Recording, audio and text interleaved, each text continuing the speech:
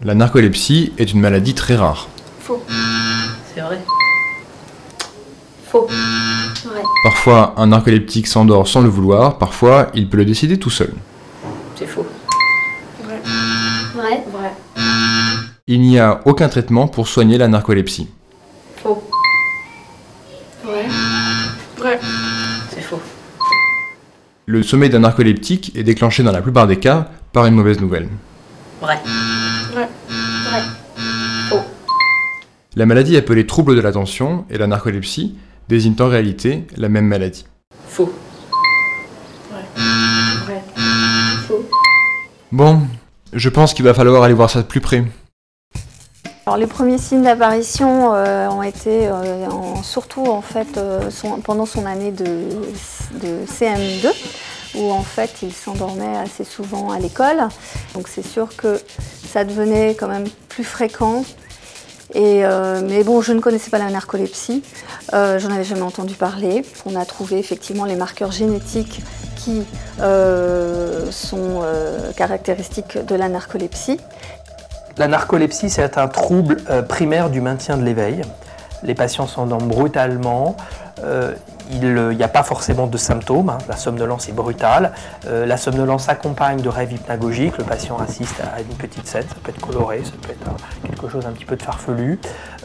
Ça peut au moment toujours de l'endormissement s'accompagner de ce qu'on appelle de paralysie, paralysie du sommeil.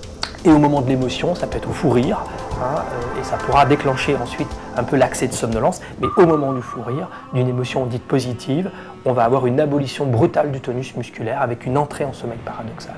Donc ça, c'est la cataplexie. Donc ces 4 symptômes entrent dans ce qu'on appelle la tétrade narcoleptique, qui est le tableau complet de la narcolepsie.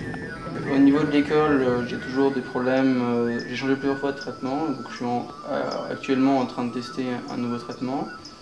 Et donc j'ai toujours des endormissements en classe et donc quelques difficultés à suivre certains cours. Des appréciations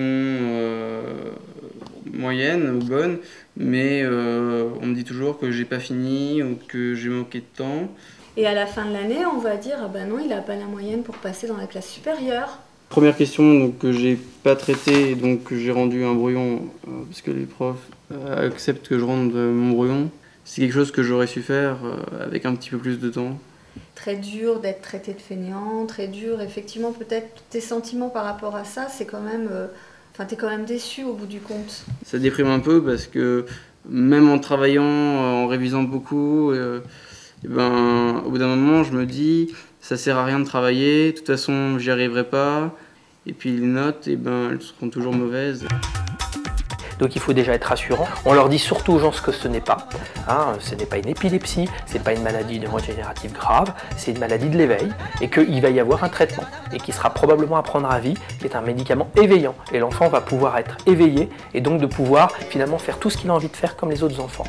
Pour les soirées, ça m'a jamais posé trop de problèmes parce que, et pour le sport aussi, donc, parce que c'est des moments où je suis actif et donc je pense certaines substances comme l'adrénaline et noradrénaline, etc., qui compensent ce sommeil et donc qui me maintiennent éveillé.